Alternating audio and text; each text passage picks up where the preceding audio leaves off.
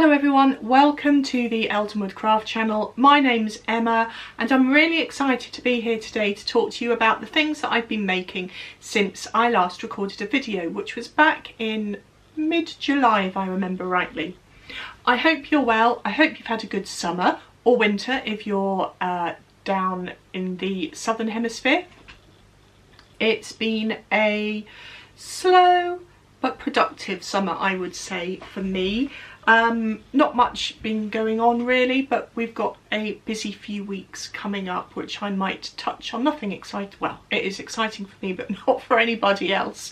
But if we've got time I will just chat about what I'm going to be up to over the next few weeks. But having said that, I've got an awful lot of knitting to share with you, so I'm just going to get cracking on with the content for today. So I've got, in just a minute, I'm going to share the winners of the Last to the Party Makealong, which has just finished. I have drawn the winners this morning.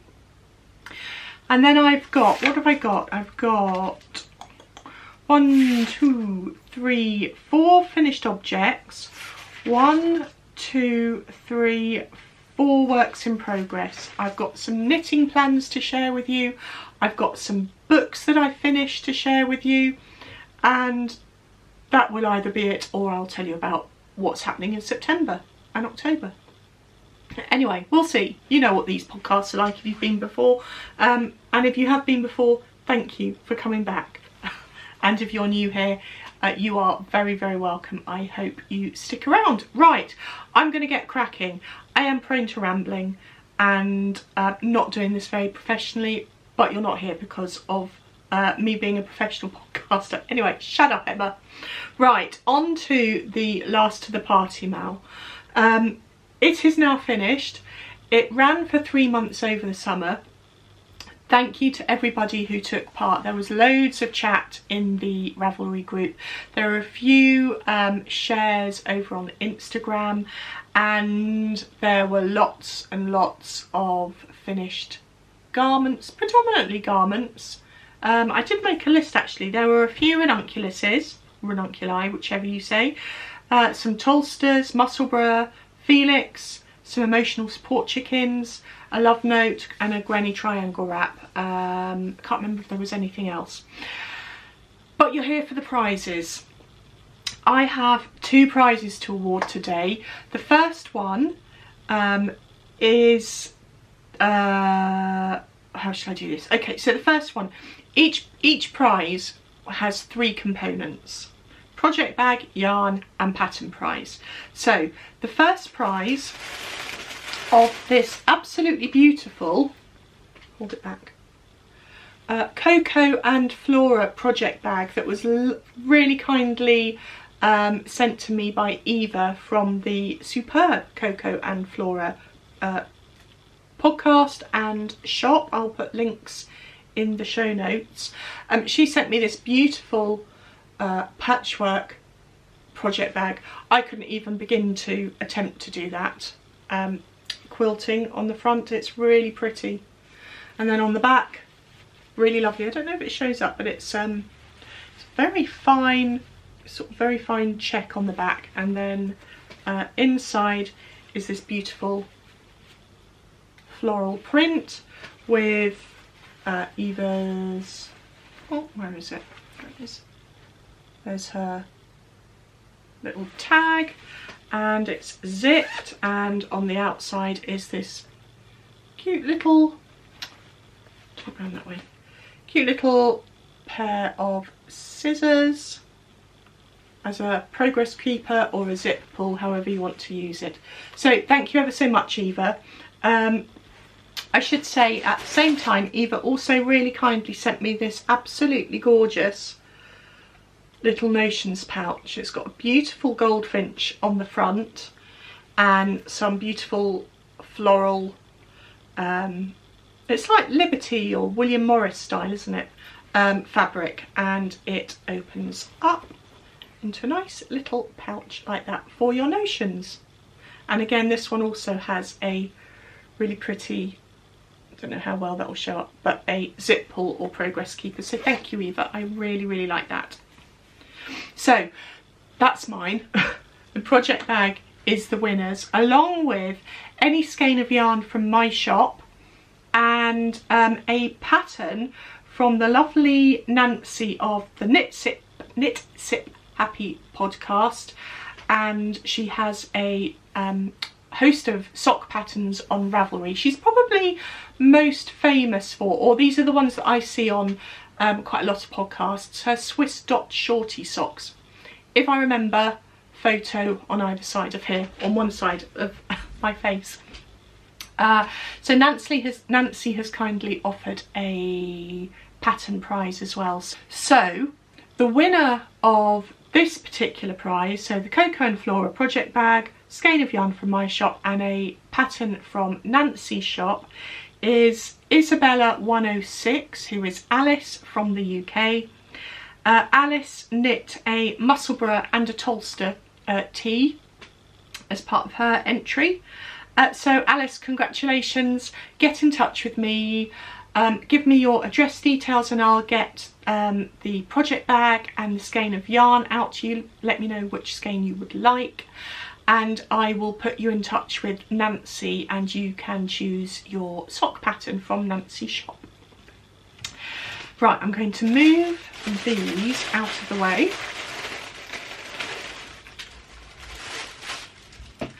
And the second prize, or the other prize, it's not a second prize at all, is a project bag from my shop. I don't have a lot of project bags in stock, but I am very happy to make a project bag if there's a made to order option in my shop. So project bag from my shop, a skein of yarn from my shop, your choice, and a pattern from Nancy. So the winner for this prize is Pine LMJ, who is Marie Jose. I apologise if I have pronounced that wrong, but Marie Jose or Jose from Canada, and you knit a Tolster and a Ranunculus. So get in touch with me and let me know what project bag you'd like, what skein of yarn you'd like, and what pattern from Nancy's shop, and I will make it happen for you. Thank you to everyone who took part. It was a really fun make-along and I really enjoyed doing it. I will hold my hands up and say I didn't make anything for it. I just was too busy on my other projects, as you will see. Okay, on to the making. Right, I have got, as I said, I've got 4 finished objects. Where is my first one? It's in here. Okay. So I shared this particular pattern with you in my last podcast. I was about well, I don't know how far through I was, but I was partway through, and it was the Tendril Cowl, which is a pattern by Pearl Soho. You can see, I hope, that it is a cabled cowl. Very sort of delicately cabled. It's knit in Dusty Dimples yarn. I don't have the ball band anymore, so I can't tell you the colourway, but I also don't think Dusty Dimples is dying anymore. So if you're really keen to find out what the colourway is, I mean, it's beautiful, have a look on my last podcast because I'm sure I mentioned it there. I knit this as to pattern. It's a free pattern on the Pearl Soho website. I knit as to pattern, except I left off the last repeat, so it should have maybe another 2 or 3 inches on the top. I've written in my Ravelry project notes that I think that was a mistake, but I'm not sure. I don't know. It's just intended as a sort of keep your neck warm. I wear cowls quite a lot in the house when I'm working. I think it's really nice. In fact, I don't think I should have knit another repeat. I don't think it needs it. But yeah, really pleased with that. The final cowl weighs 80 grams. And it is DK weight yarn, so I held 2 strands of fingering weight together to get this. Just a really nice simple cowl, very good if you are not a prolific cable knitter. It's very straightforward. Cabled without a cable needle, that was really straightforward as well. Really pleased to have that skill in my tool set. Yeah, so I think that's all I can say about that pattern.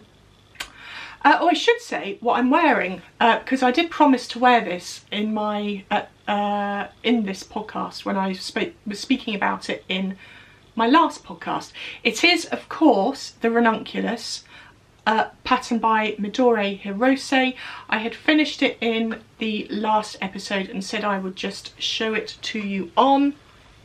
Here it is.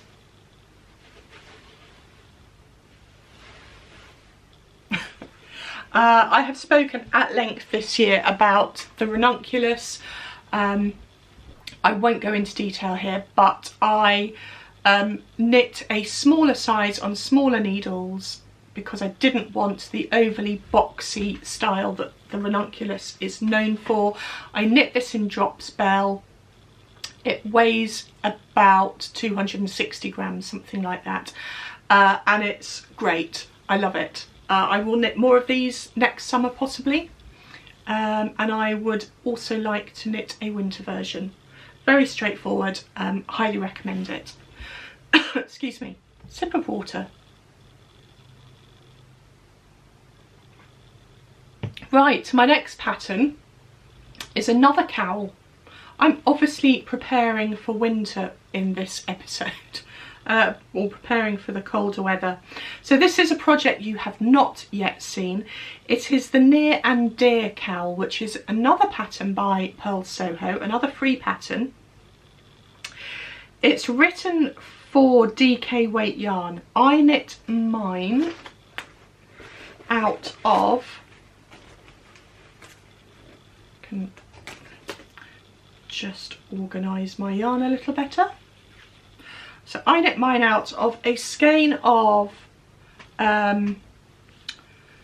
merino yak nylon 4-ply. This is one of my yarns in the school jumper colourway, and I knit it held together with something you rarely see me knitting with. It's a ball of fluff. It's an absolutely gorgeous ball of fluff. It's from Blue Fern Yarns. I picked it up at the East Anglia Yarn Festival. It is Surrey silk and it's in Shannon's Blue Jeans colourway. So those are the 2 yarns together. This is so soft. I would defy anyone to have a prickle with this. It is like clouds. It's lovely. And I have to say I'm a convert to using fluff. Anyway, so those 2 held together create this. Isn't that lovely? I love the mild effect that you get.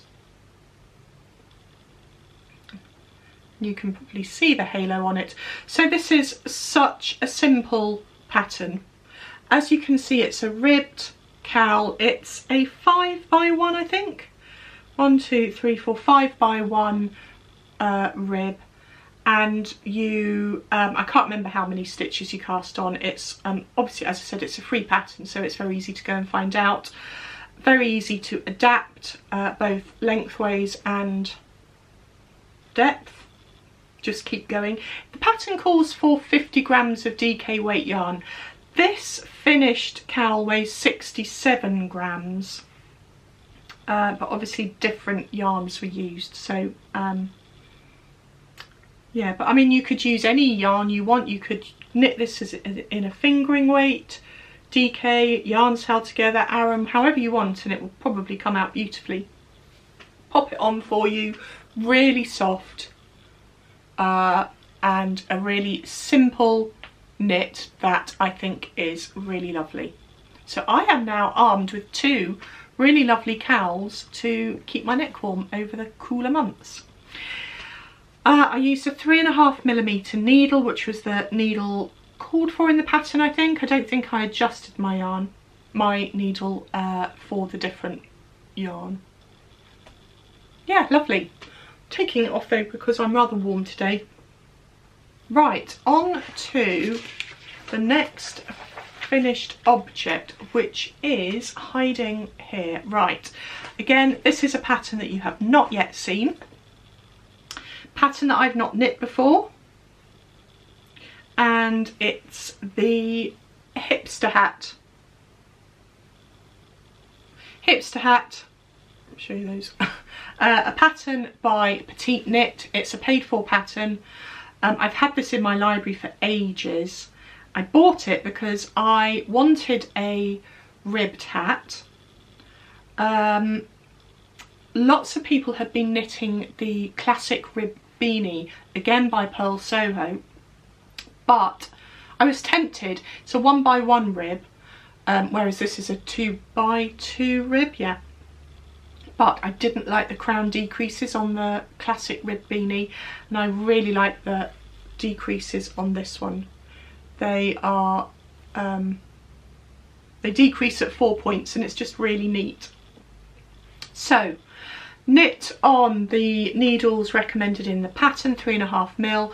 My yarn, there's the hat, there's the yarn left over, is utterly beautiful. It is yarn that can I open this properly?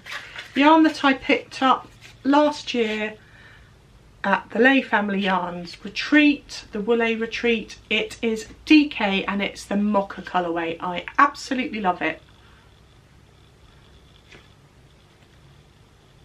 I would like a whole outfit knit in this. Anyway, let me tell you about the hat. I followed the pattern to the letter. It calls for a tubular cast on.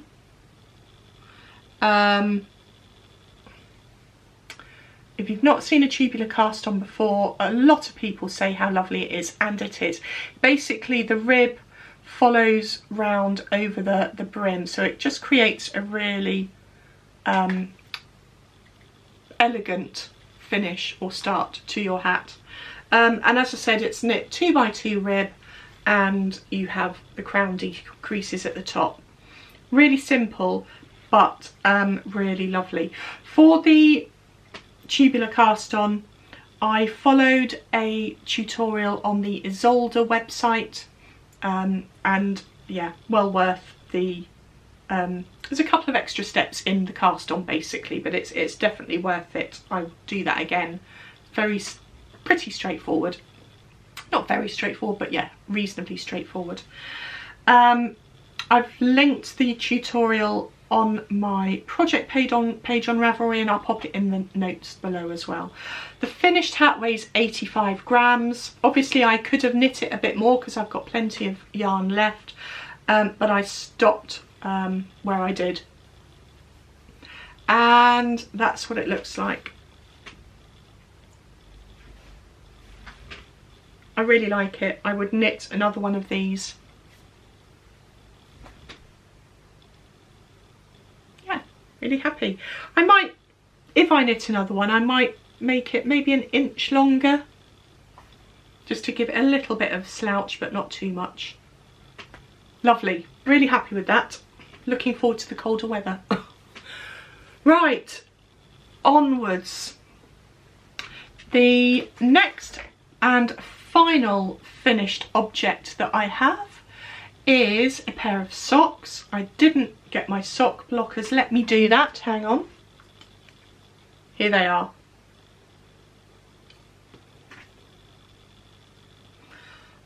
They are identical, and all I have done is these are just various ends of mini skeins and ends of yarns that I had in my stash. I did about 12 rounds of 1x1 rib, twisted rib. Then I knit, each stripe is 10 rounds. I did 2 stripes for the leg. I did a shadow wrap heel, and then 10 rounds to get me to the end of my foot, and I did a wedge toe. Just a little tip, if you, when I share striped socks like this, I quite often get questions about how do you know how many rounds to put in a stripe so that you get an even number of full, you get full, what am I trying to say? So you don't finish halfway through a stripe when you get to the toe. And it's really simple. I would say you need to know your ideal sock length of your foot, but you just work out from the heel how many rounds you would normally knit to get to the beginning of the toe, and how many yarns you want to, or how many different colours you want on your foot. So I usually knit around about 70 rounds to get from heel to toe. So I had plenty of yarn. I decided I wanted 7 colours, so that is 10 rounds per yarn. Really straightforward. Lovely. Look forward to wearing those. These socks as a pair weigh 47 grams, so I always think it's useful to know how much a final project weighs, so you can get an idea of whether or not you've got the right amount of yarn to knit it. I knit all my socks on 2.25mm needles when they're for me, and I cast on 60 stitches. There we go, that's that. So that's all my finished objects. Let's move on to works in progress. I'm just going to move my finished objects out the way. Right, where do we start? Hat, another hat. I told you it was the episode of making things for the cooler weather. And I am knitting a Musselburgh hat. Now this project started a few weeks ago when I was watching, I live in Somerset in the southwest of the UK, and I live in a village just outside the county town, and we have a county cricket team, and we have been going to watch them a fair bit over the summer. I'm really enjoying it, and I take my knitting, which is great. It's a day outside. Most of the time this year it's been in the sun or the okay weather. Anyway, so I took my skein of Wonderland Walk, which I showed in my last episode. Beautiful yarn that was a collaboration between lovely Ali of the Little Drops of Wonderful podcast and Lay Family Yarns. Beautiful yarn, really like it, and I started to knit this. As you can see, this had some work. I started to knit it into a Musselburgh hat at the cricket, but it was pooling, and that's what you get sometimes with hand dyed yarn. Nothing wrong with it, it's just not something that I particularly like. So I ripped it out. Never fear, I have other plans for that. I ripped it out, and I decided instead, I still wanted to knit a Musselburgh, but I decided, having seen, I was watching the Mumino podcast with lovely Catherine, and she was knitting on a Musselburgh in Drops Nord. And if you've been here for a while, you will know that Drops Nord is one of my absolutely most favourite yarns in existence. And I thought, why have I never thought about doing that before? So I have. So I'm using this colour,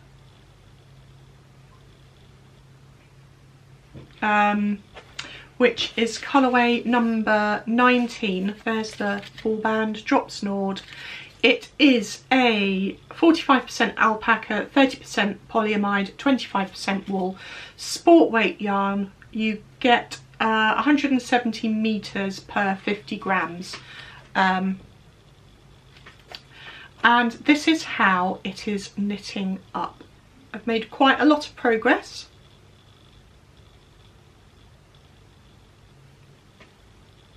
And I've got quite a lot still to go. It's my third Musselburgh hat. It's a paid for pattern by Isolde.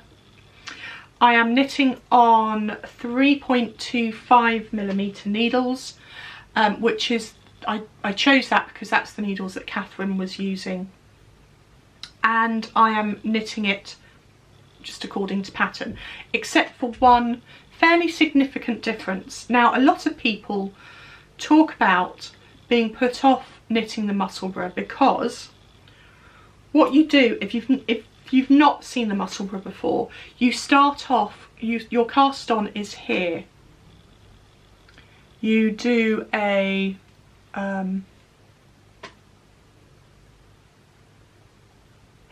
it's going to, there we go. You do a centre out cast on, so you start here with a really small number of stitches and then you increase. And then you knit until you've reached the length that you want, and then you mirror the increases but decrease and cast off at the end. And then you flip the inside, you flip one end into the other, and you end up with a hat that will look better than that. A lot of people are put off knitting this because of that cast on. It's a little bit fiddly. I've done it a couple of times and I can do it, but I saw, I think this was in my Makealong Ravelry group, or it might have been in Catherine's comments on her video.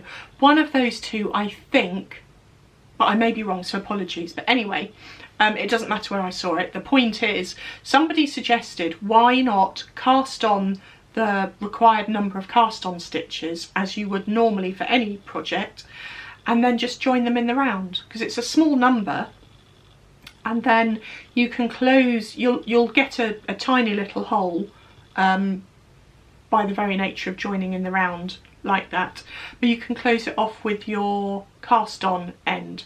And that's what I did, and that has worked really nicely. You can see there's no visible hole where I have cast on there. And you know, even if there was, I could use that as the inside portion of my head. So if you've been put off knitting the Musselburgh hat because of that, because of the cast on, have a go with just casting on normally in the round, and it's much easier. Right, so as you can see, I am working on the long stocking stitch section of the hat. I really enjoy just knitting round and round and round, so I'm very happy working on that. The last one I made of these, I knit to 22 inches before I started decreasing. I might go an inch longer, an inch or two, I don't know, I'll see how I'm feeling. Top tip for making the most of your yarn, if you want to, weigh your ball of yarn before you start. Weigh your yarn when you finish the increases, and that will give you how much yarn you need for your decrease section. So I think I needed 8 grams of yarn from cast on to end of decreases, so I will just make sure I've got that much left to finish the hat. I'm on to my second skein of Drops Belle. I think most people use somewhere between 80 and 100 grams to knit theirs.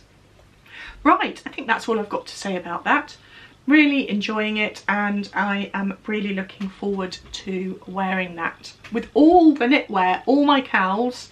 Don't have any gloves on the go, but that might be remedied at some point. But lots of cowls, a couple of hats, got a jumper on the go, as you'll see in a minute. I'm all set for winter. And hand knit socks, of course. Plenty of hand knit socks. Right, I have got 2 pairs of hand knit socks on the go. One for me and one for my husband. I'll show you mine first. Got one of these is finished and one is on the needles. So these are,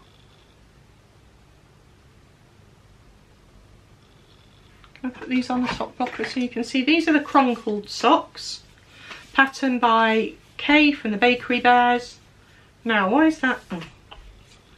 Helps if you put your sock on the foot end and not the leg end with sock blockers, I find. Right, here we go. There we are.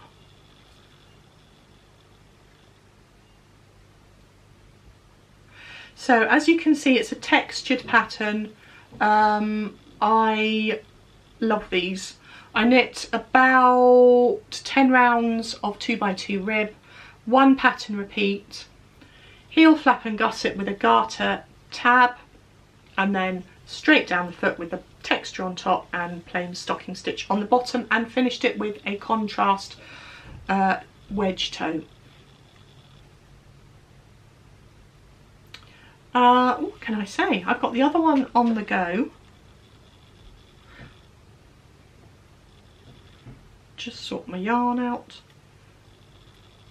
I'm in the middle of the gusset decreases, but there we go. Difficult to show, but yeah. The yarn is blowing out, of course, because I'm in front of the window. This is one of my colourways. It's Clooney in the merino nylon sock. It's just a very gentle greens and greys and pinks. I have knit a pair of crunkled socks before. I brought one with me to show you. I don't know why I brought this with me. Really just to say that this is probably my favourite pair of socks that I've ever knit.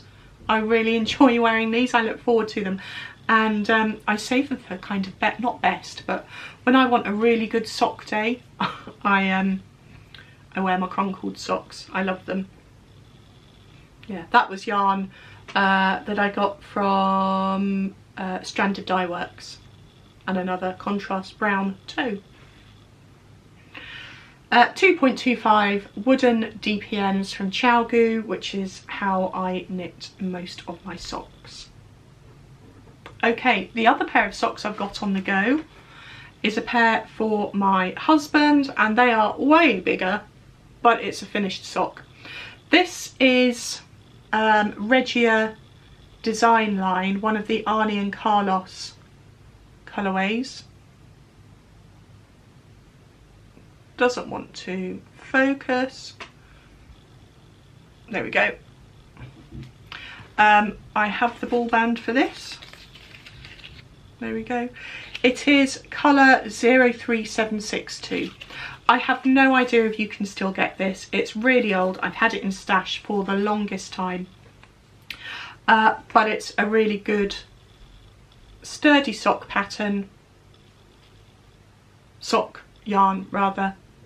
And for these socks, this is my husband's second pair of socks. He is a convert.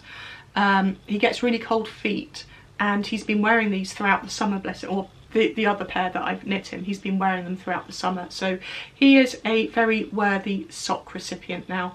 So I've knit 2x2 rib, and then just a about 80 rounds for the leg and about the same for the foot. I did a shadow wrap heel on these as well. And yeah, standard wedge toe. Very basic sock, but I enjoy knitting those. Feels really big. The other pair of socks that I knit him were a rib sock. They were about a 5x1 rib, something like that. They fit him really well. He has tried these on and he says they're okay, but they just look really big and baggy to me. But we'll go with what we've got. I can always knit in more, can't I? Okay, so that's the finished socks. Let's get rid of these. I'm going to put that there. And now on to the big project. This is a sweater that I started, oh, I don't know, maybe 3 or 4 weeks ago. I have got a yarn stash. It's not huge, but my yarn stash predominantly consists of single skeins of fingering weight yarn that I went mad about buying when I first discovered hand-dyed yarn, and which I just haven't used because I was saving them for best, as we do. However, I want to use them. I want to knit through my stash, which I have been doing, and but I don't want a whole wardrobe full of single skein projects. I will knit a single skein project, and I will usually have a single skein project on the go because they're like quick sorry, yarn down. They're quick win, quick, simple gratification projects. However, what I thought I would do is to gather, what I have done is gathered 6 skeins of yarn, all in the brown palette, and I decided to cast on the Northwoods V-neck by Jessie Made Designs, and I'll pop a picture of it on screen so you can see what it should look like according to the pattern. And I will now show you what mine looks like if I can untangle all the yarns. Right, here goes.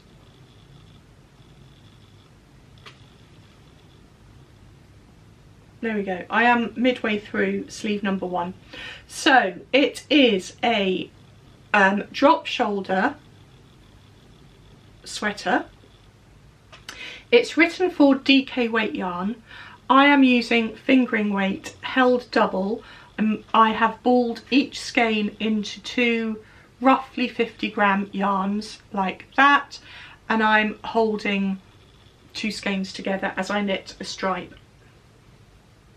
I'm making size 3 because I didn't want an overly, it's quite an oversized sweater. It's not my style. Don't do oversized really. So I have scaled down a bit, and I'm knitting size 3. Had I knit to size, I think I would have been a size 4, so I haven't gone down that much. You start off knitting at the shoulders. You do a bit of short row shaping, I believe, and then you change yarns every however many rows until you get to a certain point, and then you start on the shoulders. You knit 1 shoulder and down the front panel. It's got a very deep V-neck, as you can see, and then you do the other one, and then you join in the middle, and you do a bit more knitting, and then you join in the rounds at the underarms, and then you knit 2x2 rib sleeves. It has a lovely chunky 2x2 rib neck band, and then it will be done. I ummed and ahed so much about placement of the different yarns. I don't know, I'm in 2 minds about whether I got this one right. Part of me thinks this one should have been for the rib at the bottom and on the cuffs, but I shared it on Instagram and I got a lot of comments to say that they liked it like that, so I'm going with it. I'm happy with it. The intention behind this sweater is that it's going to be a lounging around the house, keeping warm in the winter sweater, so it's not bothering me. I don't know if I've got the placement of the arms quite right. It tells you to follow your sequencing, and my sequencing, I messed about with my sequencing after I did the first 6. 1, 2, 3, 4, 5, 6.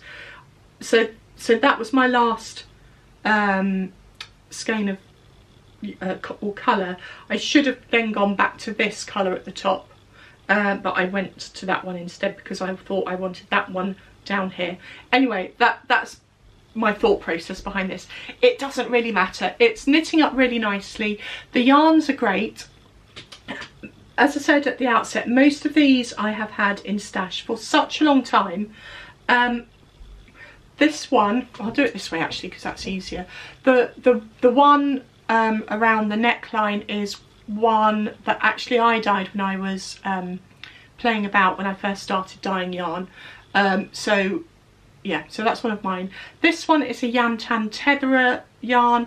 from lovely Helen. She no longer dyes yarn, so you can't get that, but I have 2 skeins of that, and I was really holding on to these because I absolutely love that yarn.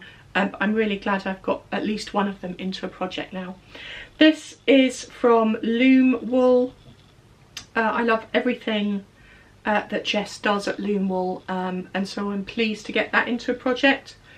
This one here is from Betsy Makes, who no longer dyes yarn. This one is by Miranda May. I think Miranda is back dyeing yarn now. If she is, I'll put a link to her shop in the show notes. And then this dark brown one is a Tweedy yarn from the Wool Barn. And again, I love everything that the Wool Barn does, so I was pleased to get that in. So there we have the progress that I've made so far. It comes down to sort of mid-hip. I'm really looking forward to getting the neckline in, because that will really lift this. I will be using this colour for the neckline, so that will frame it quite nicely. So yeah, really looking forward to that.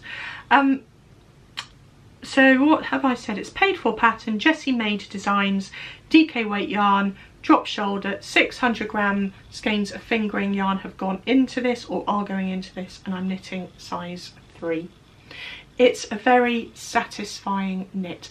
The pattern is beautifully written, really straightforward, really easy to follow.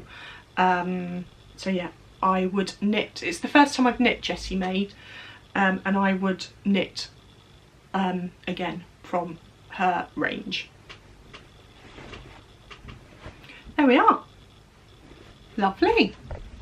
Right, that is all the knitting I have got to share with you.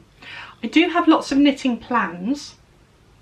Not so long ago, I put together a big long note on my notes app on my phone of all the patterns that I would really like to knit, and in some sort of order. I categorise them by sweaters, hats, hands, feet, so on. And I now feel that I've got a list that I can just go to and go, oh yeah, I'm going to knit that next. And I can prepare myself for it, can get everything ready that I need, and then when I finish a hat project, I can, I know exactly what I'm going to knit next. If I can, I'll put them on the screen, put a screenshot on screen so you can see. But my immediate plans, once I've got things off the needles, I'm going to knit my daughter a winter Thea tank. I've knit a summer one for myself before, really like it. She is about to start her first job since graduating, and she's been buying lots of work related clothes, and she has said that I may knit her a tank top or a vest. So I am knitting her a winter Thea top, which is a pattern by Suzanne Muller. I'm knitting it in Navy Drops Nord, and I'm looking forward to getting that done. While I was scrolling yesterday, a vest pattern on Instagram just jumped out at me, and this has gone right up into the into contention for being one of my next knits. It's the All Season Vest by Noriko Ishikawa. I need to buy yarn for it. I'll pop a picture of it on the screen, but I am just absolutely in love with this particular vest pattern, so I'm going to knit one of those for me. I want to knit a really long tube scarf for me using Isea Alpaca 1. I need to buy that yarn, which I'm planning to do when I go to London at the end of the month. And I just want a really fine lace weight alpaca, soft, long tube colour blocked. I've got some Isea 1 down here. I love this.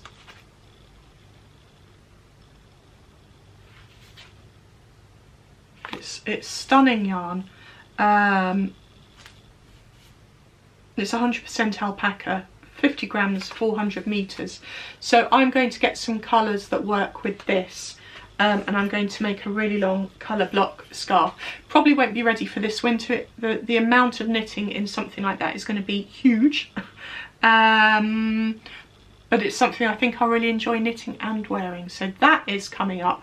And also coming up, I showed you my lovely Wonderland Walk yarn.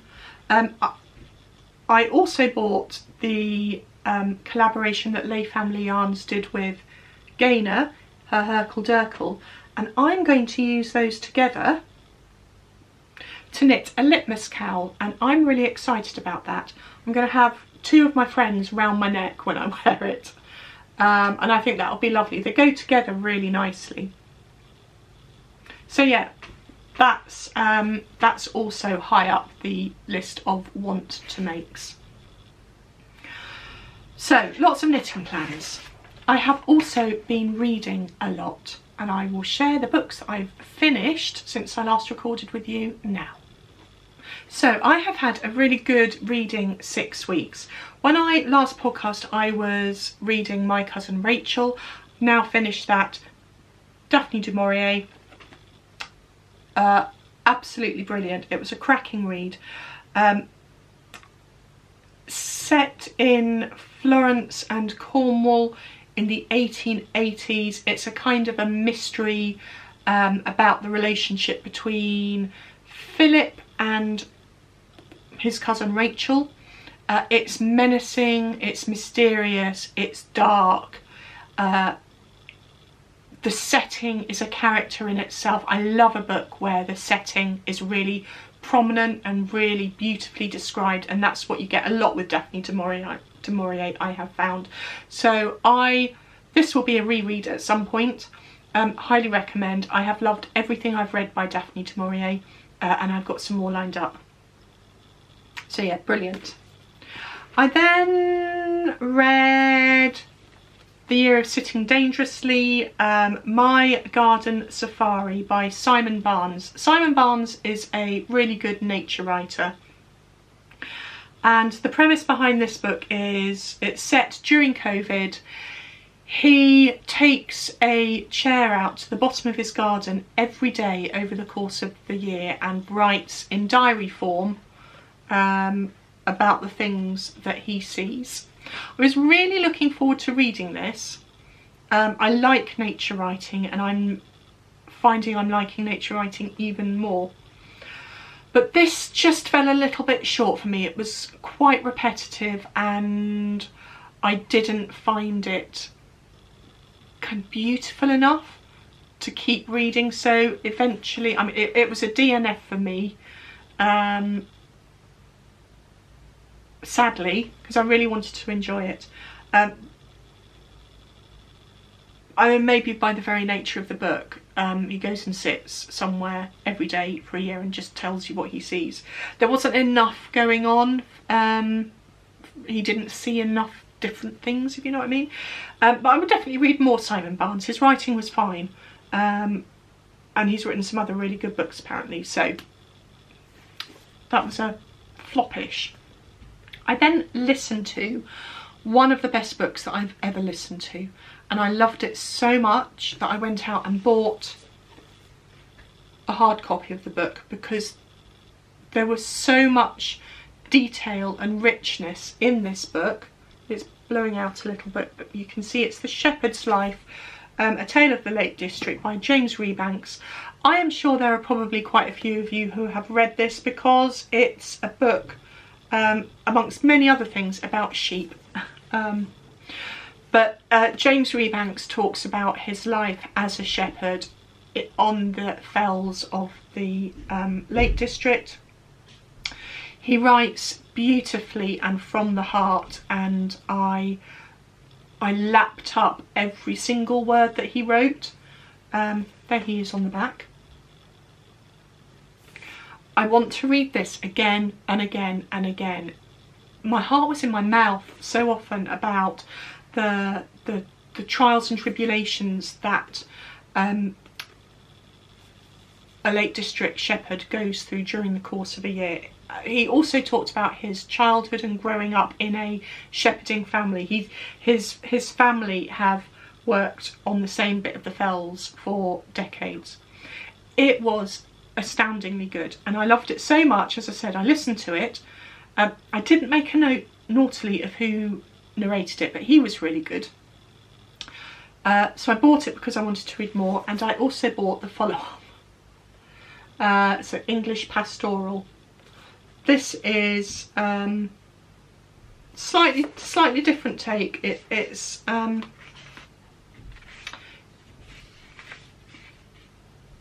I think this again, it's about his life as a shepherd, but it also is about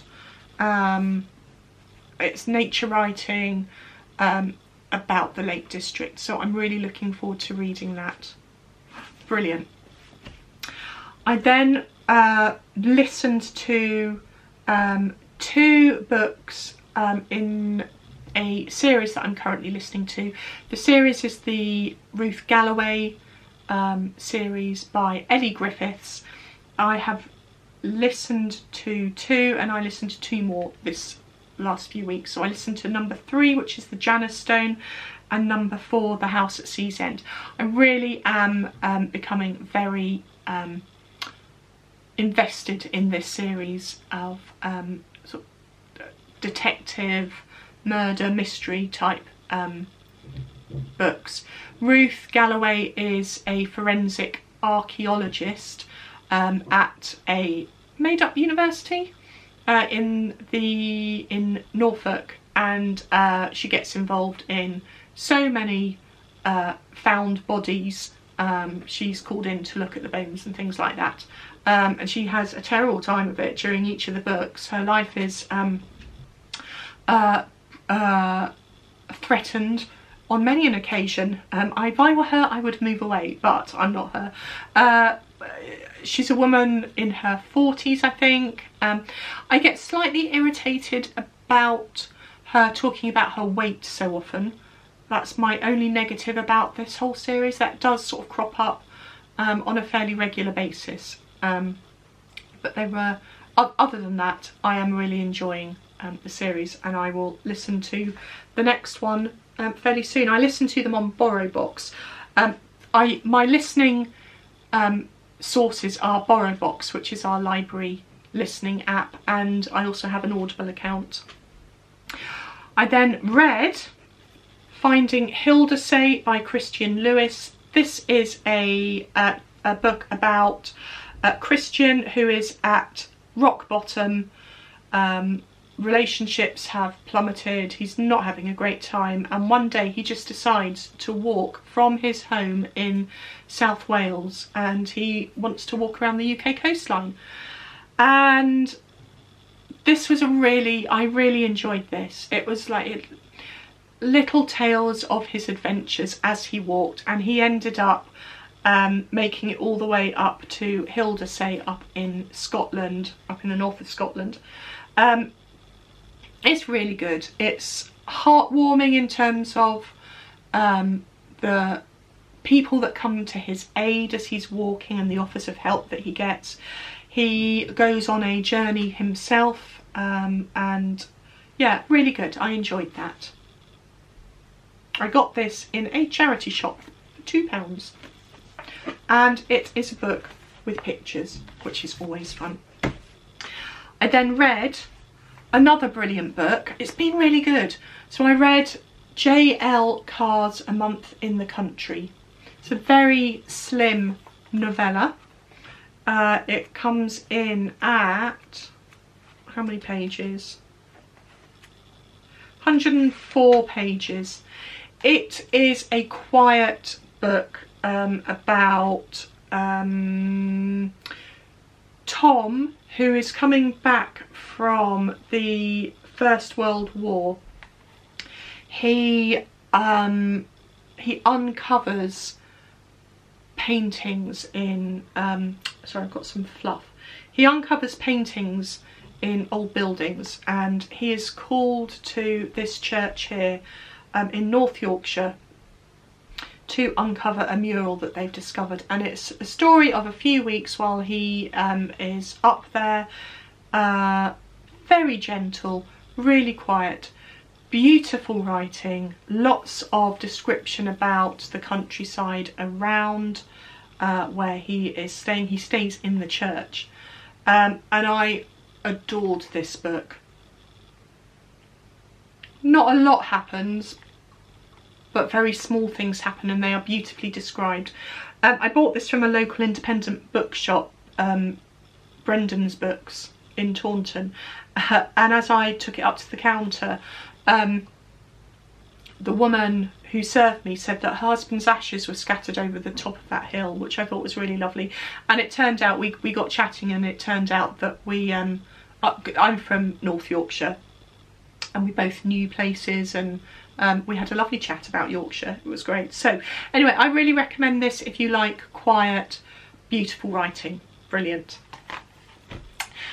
And then I listened to, I also listened to A Town Called Solace by, I forget who it was by. There'll be a picture on the screen. I listened to it in a couple of days. All my battery's going.